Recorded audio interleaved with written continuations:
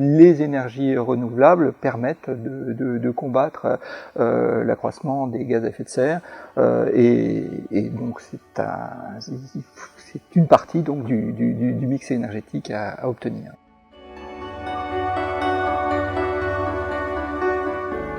Ça comprend à la fois l'éolien offshore posé, l'éolien offshore flottant, qui est une nouvelle évolution de cet éolien offshore, et puis des énergies, alors là du coup qu'on appelle océaniques, c'est-à-dire la première à laquelle on pense c'est l'énergie des vagues, donc ou le moteur. Ensuite vous avez l'hydrolien, donc c'est récupérer l'énergie des courants en mer, et puis vous avez également l'énergie thermique des mers.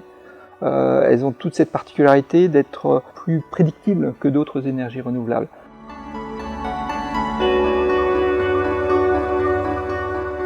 Toutes les expérimentations qui ont été faites sur des sites d'essai ou sur des sites pilotes sont bien entendu très largement suivies et montrent que effectivement les impacts sont relativement faibles d'un point de vue impact environnemental.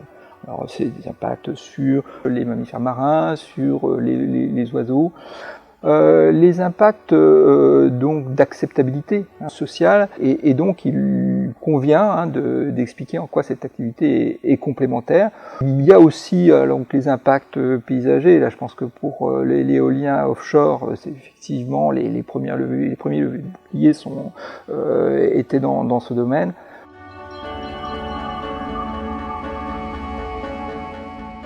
Le secteur industriel français des énergies marines renouvelables s'est mis en place depuis 7, 8, 10 ans et se caractérise par le fait qu'il y a aussi des grands groupes industriels qui viennent appuyer des PME. Si les EMR veulent s'imposer dans le mix énergétique, il faut qu'elles montrent qu'elles ont un coût de production qui est compétitif.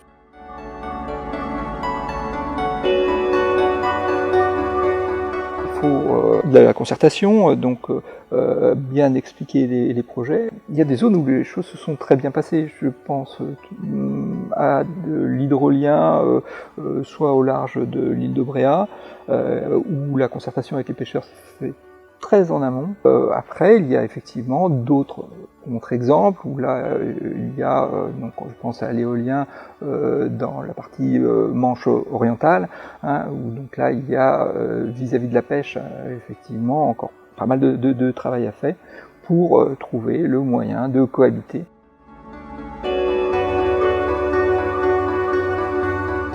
Un chef de projet en énergie marine renouvelable a besoin effectivement de maîtriser un certain nombre de compétences. Tout d'abord sur l'évaluation de la ressource énergétique, d'autre part des compétences techniques d'assemblage de ces systèmes. Et puis il faut aussi effectivement avoir une bonne conscience de ce que sont les questions d'impact environnemental et également donc d'acceptabilité sociale.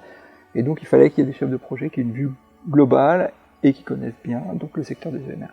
D'où le développement depuis 5 ans du master expert énergie renouvelable.